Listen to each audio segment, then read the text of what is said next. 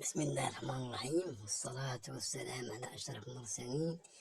معكم قناة وديع نيوز، وعيد مبارك سعيد لجميع المغاربة أينما كانوا احتلوا داخل التراب الوطني أو خارجه، ومبروك عليكم العيد ديالكم.